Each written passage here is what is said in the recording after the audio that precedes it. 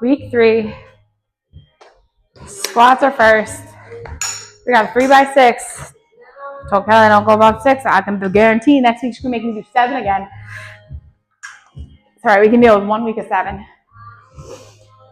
If we have to, perhaps the magical fairy will come along and I'll have 6s again. But I really doubt that. Could do a 4x6. Kelly, if you're listening, could do a 4x6. All right, so we go 120, 140, which is a pretty typical jump for me. My sets are at 157, which is a little tricky because I would like to have one in between, so I might take one in between, even though it doesn't really make sense. A lot of times that's why I do lower reps with my warm-ups. So, yeah.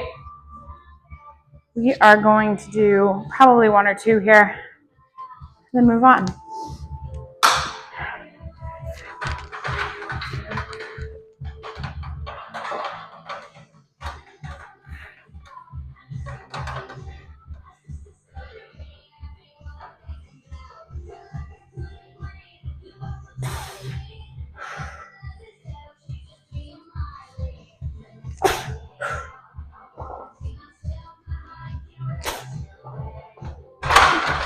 We're going to run one more warm-up at 150, just a single, and then we'll get into our sets.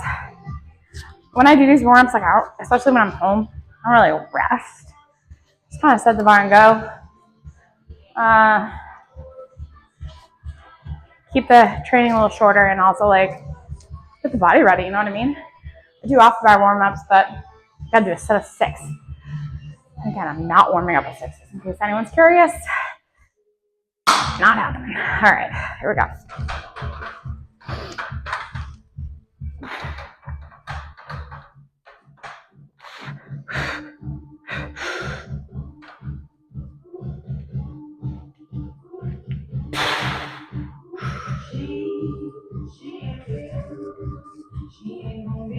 Sweet. I am happy I took that. It's nice. I like that. I look like a blueberry. Have I mentioned that? Not purposely either. Don't think about my outfit, so definitely not purposely. 157.5, baby. First set. Again, we got 6 reps. I am not feeling in shape to do 6 reps, but we make it work. We make it work, because that's what we do, right? We make it work. I'm going to track my speed. It's on the bar. Velo for me and squatting is very important. I started using it for bench, but I don't have like enough data where I'm totally using the trends from it quite yet, although they're becoming pretty apparent, which is cool. But squatting has been incredibly helpful.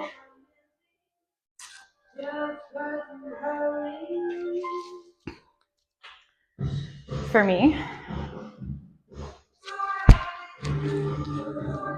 Maybe I'll put in my mouth guard, you know, protect the teeth.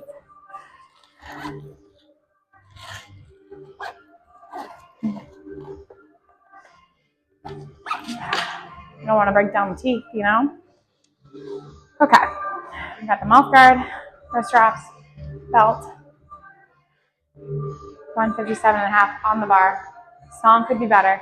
It's a good song, but for squatting could be better. Here we go. Ready, Harry? You got me? Do it.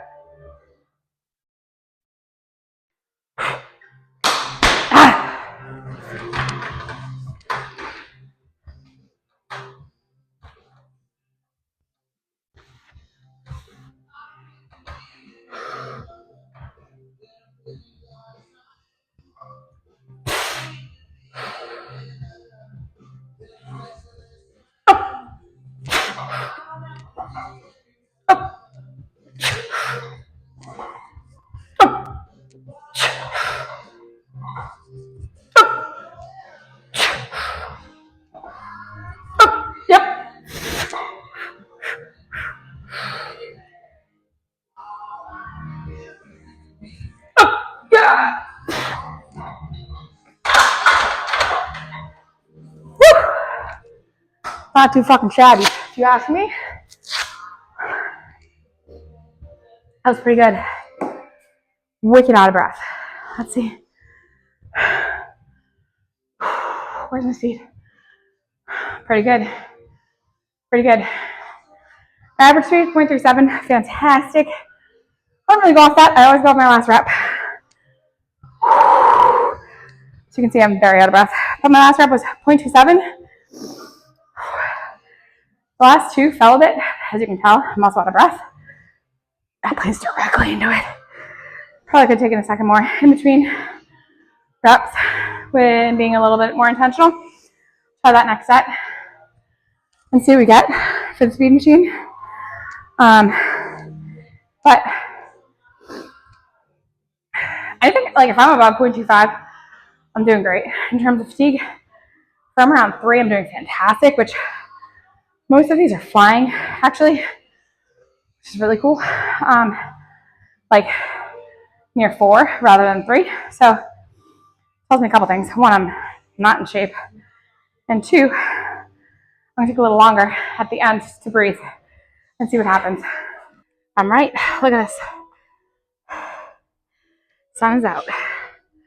You can come in from the front now. Beautifully. We're outside filming in. Get that front view. I need a couple minutes still. Catch my breath. Oh, it's hot. I'm gonna put the rug down. So whenever this happens, which is not bad, I'm not complaining that there's sun out at all. But inside the garage is cooler. It's much more, you're okay, good boy. Humid and sticky outside. So this floor, the rubber will get slick really fast. Don't really want on a set of 6. So a little ruggy. This rug is actually from like before I moved into our house, they replaced some carpet and left the square, and I use it from my basement for 5 years until I figure out exactly the setup. I think I'm gonna get a custom rug for underneath the rack, which is great. But I just need to figure out exactly what I'm gonna do with my setup. And I haven't really found a place I like to deadlift. I don't have a huge slope, but what I was noticing was when I was wedging, bars traveling away from my body, which is not ideal, like without me hitting it, which is not ideal. So stay tuned on that. Obviously, the closest I do it to the front, the better. Like I used to deadlift over here, which is great. But if my rack's here, there's no room for that. I could move the rack over. And I might have room, but I don't think so. If I put a deadlift platform, that's my other solution. Like, there's no more foot space, which like is fine, but I don't want to be tripping over a deadlift platform. You go to Titan, you know how much I trip over the deadlift platform that's been there for entirety of Titan. So we also don't need that. All right. Let's see here. This is sweet. We have one more set. I mean, I don't even think that was a 5, but that's the lowest RPE that this will take. So I'm going to put a 5 in there because we all know I can't do, oops, nope. Another 5 with my cardio anyways. All right. I'm going to record this on here too. Let me figure out where. Maybe from the right side, I can put it up against this ball. In the app, it's really cool. I'll show like your sticking points in the app when you save the video. Start record. So I'm committing myself to going pretty soon here. I still miss you. Let's see. Up here. Some finagles over here. Some finagles. Is this gonna work? Okay. I think that will work. Kind of. Let's just go on the floor. We're gonna go on the floor. Whatever. We'll give you an example. It might not be perfect. Last set. Oh, and I could fall into the sky.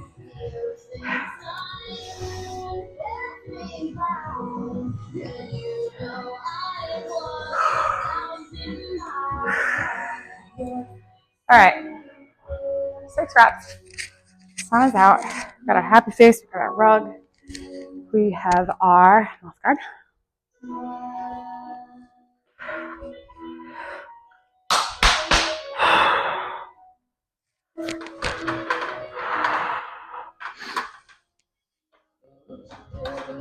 I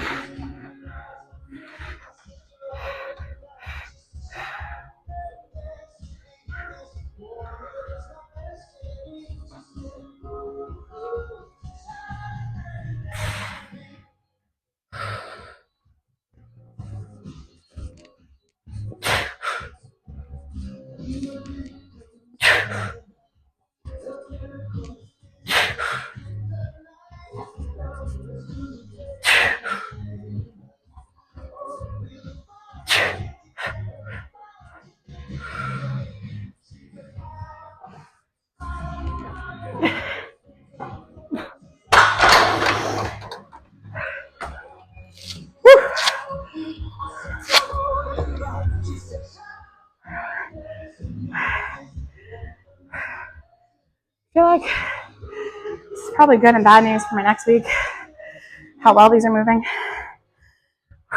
Once Kelly sees them. Okay. Yeah. Very good. Second and third set were way better than my first. Sometimes it just takes one to settle in. Like, no big deal. Still waiting for the video to load, but I would show you what it looks like in the app. Here we go.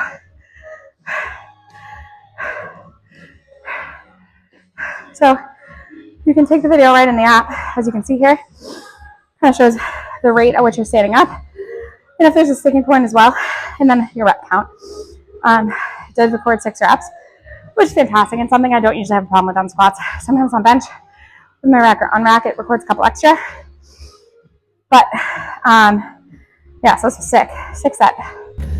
It is Sunday morning. I'm on my day 3, which is, I have an SBD, but it is like my secondary deadlifts, like my quaternary squats, I would say.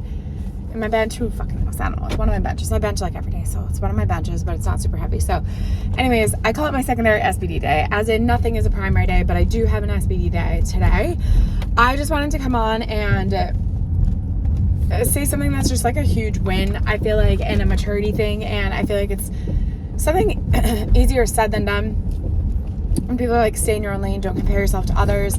And I think that perhaps people think that only happens when you're first starting, or when you go to a meet and you realize you have like a rival in local meets. Perhaps you start to compare yourself to others and thinking that you're not where you need to be, and try to rush things or push things to a point where it's not appropriate for you in your training right now. Perhaps it's not appropriate for your style of training anyways. So this is something that's said a lot, and I've said it to people before, and it's also something I try to bring into practice myself, but it's way harder to do than to say, and it's something that I've tried to do for the entirety of the time I've been lifting, so 8-9 years, and I used to be very, very, very bad at it, and it definitely stole some joy of lifting for me. And I've definitely got better at it over the years, but still, when I get close to meets, a lot of times in the past, I've just muted people that are my most, or that I'm most competitive with, or that are the closest to me in terms of competition. Nothing to do with them as a person at all. I love all the 63s, but in terms of who I'm directly competing against, because you don't want, I don't want to start second guessing what I am doing in my training, in my plan, in my process, because I believe in that process, right? So I don't want seeds of doubt planted anywhere in my process.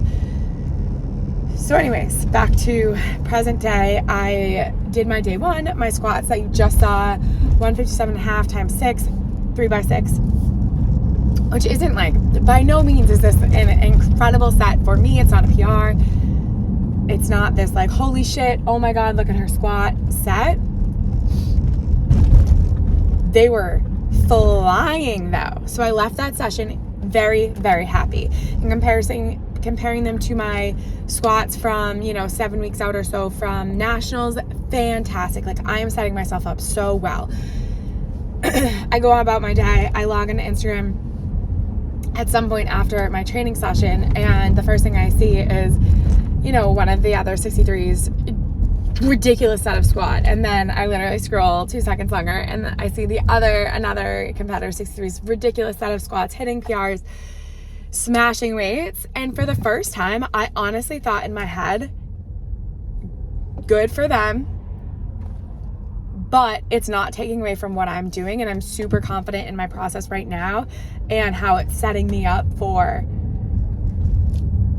Worlds and for 7 weeks from now. Because what I know is that everyone's process is different and how we get to the finish line is very different. So while you may think that you are behind in comparing yourself to others, you need to realize that what is happening right now doesn't necessarily predict where your end game is going to be. And that is a hard thing to come to genuinely in your mind and have that be your first thought. And the fact that that was my first thought is such a huge win for me. Huge win. So I just wanted to share that because I know that's something that like I have said and you've probably heard people say, but to live it takes a lot of self-reflection and practice. And I understand that I could mute people at this point in game, this close to a meet. Absolutely, I could mute people. And I probably will, right? Because like, why even test myself? But it was just kind of cool because I'm at the point where I haven't thought about it yet in terms of timeline, being 7 weeks out or so. Yet, when faced with it, it wasn't a big deal. So that's really cool.